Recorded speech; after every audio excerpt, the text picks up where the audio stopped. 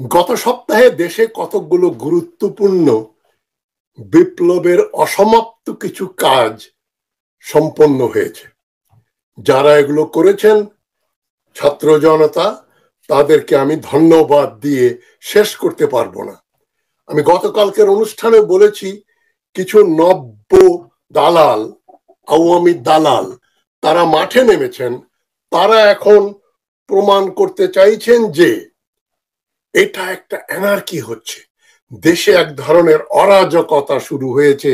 ৩২ নম্বর ভাঙ্গা থেকে শুরু করে তাদের হৃদয়ে রক্তক্ষরণ হচ্ছে।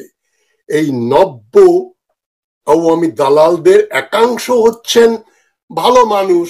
তারা ঠিক বিপ্লব কি জিনিস, বিপ্লবে কি হয় না হয় এগুলো সম্পর্কে অভিহিত নন।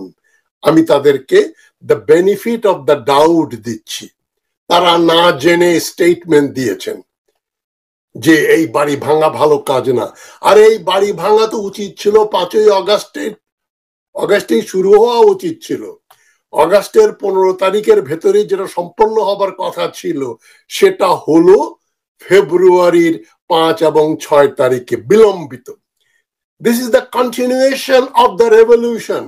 ফরাসি বিপ্লব 10 বছর চলেছে, তো আমাদেরটা তো 6 মাস হয়েছে। বিপ্লবে এখন অনেক বিপ্লবী সরকার গঠিত হয়নি।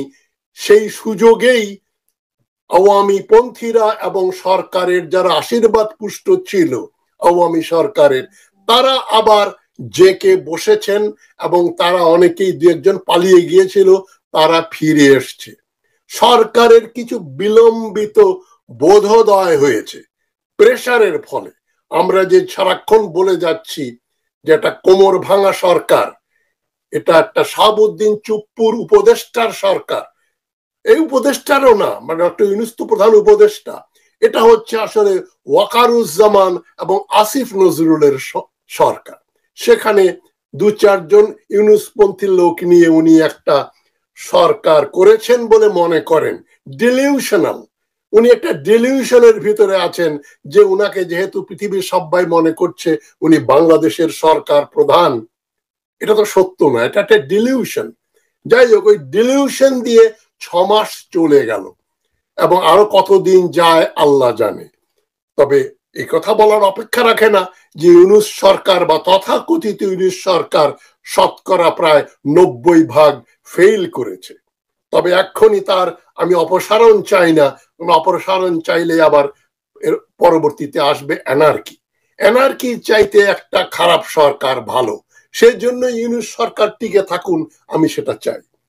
তবে এখন সরকারের বোধোদয় হয়েছে। তারা শনিবার 8ই ফেব্রুয়ারি তারা একটা মুখ ভর্তি একটা, যেটাকে বলে মাউথফুল একটা আন্দোলন শুরু করেছেন সরকার। অপারেশন ডেভিল হান্ট, শয়তানকে শিকার করার একটা আন্দোলন, অপারেশন তারা চালু করেছেন। শব্দগুলো ইংরেজিতে খুব মজার, অপারেশন ডেভিল হান্ট। এবং শনিবার থেকে নিয়ে অদ্যাবধি তারা মাত্র 3 জন এসপি, পুলিশের সুপারিনটেন্ডেন্ট অফ পুলিশ, 3 জনকে মাত্র অপসারণ করেছেন। 64টা জেলা। আর যেখানে যেখানে হাসিনার মনোনীত যারা যারা চাকরিতে ছিল এবং এখনো আছেন, আমরা তর্কের খাতিরে ধরেই নিতে পারি 64টা জেলার 64 জন এসপি একেবারেই হাসিনার নিকট এর লোক। এরা স্বৈরতন্ত্রপন্থী। 1 নম্বর হচ্ছে খুনি, 2 নম্বর লুটেরা, 3 নম্বর দেশদ্রোহী। এদেরকে নিয়েই আসিফ নজরুল ওয়াকারুজ্জামানের সরকার চলছে। এবং আমি বিশ্বাস করি এসপি এবং উপরে 2-4 জনকে সরানো হয়েছে, মনিরুল ইসলাম অথবা ডিবি হারুন, এই 2-4 জন সরানো হয়েছে। বাদ বাকি সেট আপ 100% না হলেও 99% আওয়ামী সেট আপ। এই এখন একজনকে, মোল্লা নজরুল ইসলাম নামে একজন ডিআইজি কে ফাইনালি অপসারণ করা হলো। এই মোল্লা নজরুল ইসলাম ছিলেন ডিআইজি মনিরুল ইসলামের সঙ্গে মিলে তারা বাংলাদেশে ওই যে জঙ্গি নাটক, এইখানে জঙ্গি পাওয়া গেছে, ওইখানে জঙ্গি পাওয়া গেছে, রাত্রেবেলা ক্রস ফায়ার, রাত 3টার সময় এই 8-10 জন মহিলা শিশু সহ 8-10 জনের লাশ পাওয়া যাচ্ছে একটা 5তলা বিল্ডিং এ। তারা নাকি ওই 5তলা বিল্ডিং থেকে আইসিস এর পক্ষে স্লোগান দিয়েছিল, সেখানে আইসিস এর ফ্ল্যাগ রয়েছে। প্রায় মানে 20 বছর যাবৎ টেরোরিজম পড়িয়ে এবং তার চর্চা করে যেটা জানলাম, সন্ত্রাসীরা কোনোদিনও তাদের কোনো সিগনেচার রেখে দেয় না। যে আইসিস এর সন্ত্রাসী হবে সে তার ঘরে আইসিস এর ফ্ল্যাগ টাঙিয়ে রাখবে না, যেটা মনিরুল ইসলাম এবং মোল্লা নজরুল ইসলামরা হাসিনার নির্দেশে যে জঙ্গি জঙ্গি নাটক খেলেছিল। এটা শুরু হয়েছিল 1996 সালে, সেটা এখনো চলেছে হাসিনা যাওয়া শেষ পর্যন্ত। তাদের মাত্র একজনকে সরিয়েছে আর 3 জন এসপি সরিয়েছে, আর একজন দারোগা বোধহয় ওই ইয়ের গাজীপুরের। বাদ বাকিগুলো কি দোষ করলো? ওগুলোকে সরাচ্ছেন না কেন? যাই হোক, এই যে মোল্লা নজরুল ইসলাম ডিআইজি যাকে সরানো হলো এখন, সে 5ই আগস্টের পরে পালিয়ে চলে গেছিল শারজা থেকে ফেরত এসছে যখন পুলিশের ভিতরে অনেককে ফিরিয়ে আনা হলো, যারা জয়েন করলেন তাদেরই একজন হচ্ছেন ডেভিল, হচ্ছেন মোল্লা নজরুল ইসলাম। হাসিনার এইরকম ডেভিল শয়তান পুলিশ, আর্মি, ব্যুরোক্রেসি সর্বত্র, navy, air force, army, police, bureaucracy সর্বত্র গিজ গিজ করছে। এদেরকে ধরতে না পারলে এবং সরকার যদি চিনতে না পারে, তাহলে মনে করব সরকার অথর্ব, ব্যর্থ এবং সরকার উৎসাহী নয়, এদেরকে ধরার ব্যাপারে উৎসাহী নয়। সরকার ইচ্ছুক নয় যে হাসিনা সরকারকে পুরোপুরি উৎখাত করা হোক। কিন্তু বিপ্লবীরা বসে নাই, তারা 32 নম্বর থেকে শুরু করে বিভিন্ন জায়গায় আওয়ামীদের বাড়িঘর ভেঙে এটা প্রমাণ করলো যে বিপ্লব বন্ধ হয়নি এবং দরকার হলে আবারও হবে। আমরা একটা নতুন শব্দ চয়ন করেছি যে এখন অনেক কিছুই 32 নম্বর করে দেয়া হবে। হাসিনা যদি আরেকটা বক্তব্য দেয় তাহলে কিন্তু টঙ্গিপাড়া এবং গোপালগঞ্জের একটা বিরাট অংশ 32 নম্বর করে দেয়া হবে। তবে হাসিনা এবং বেনজির এই দুই ডেভিল দুইটা সত্য কথা বলেছে, এটা বলেই আমি আপনাদের আজকের কথা শুরু করছি। কি সত্য কথা বলেছে হাসিনা?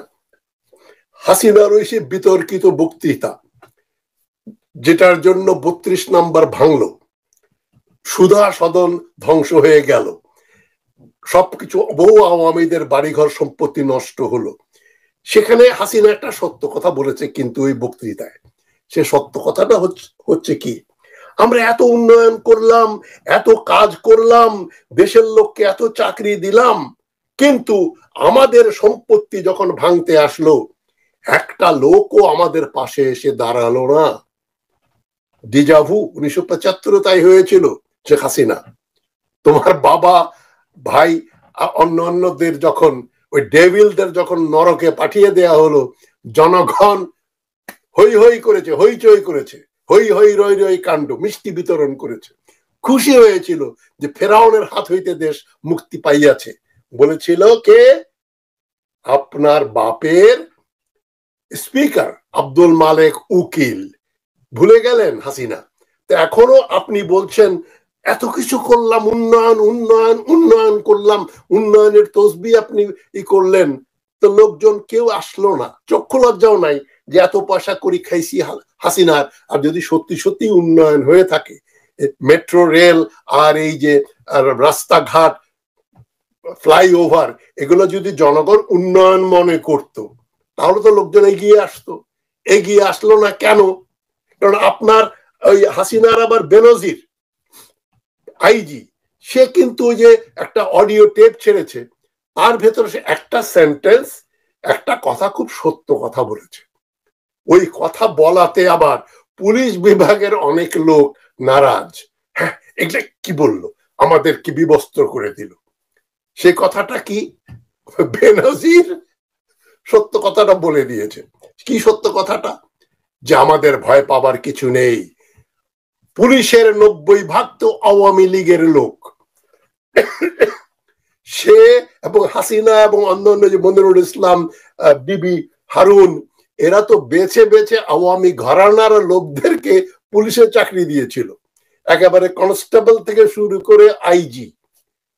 মানে আপনি শুধু এসপিদের ধরবেন, কনস্টেবল, হাবিলদার, যারা এই যে নির্মম ভাবে মানুষ হত্যা করলো, এসপি ডিআইজি তো গুলি করে নাই, গুলি করেছে কারা?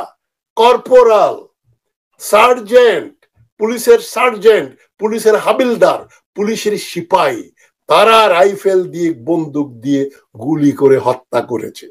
আবু সাইদ যখন এভাবে দাঁড়ালো যে গুলি কর গুলি কর, আবু সাইদকে তো কোনো ডিআইজি বা এসপি গুলি করে নাই, বিনা হুকুমেই একজন সাধারণ পুলিশ, কি র্যাঙ্ক তার জানি না, ইন্সপেক্টর বা জাতীয় কিছু হবে, সে গুলি করলো।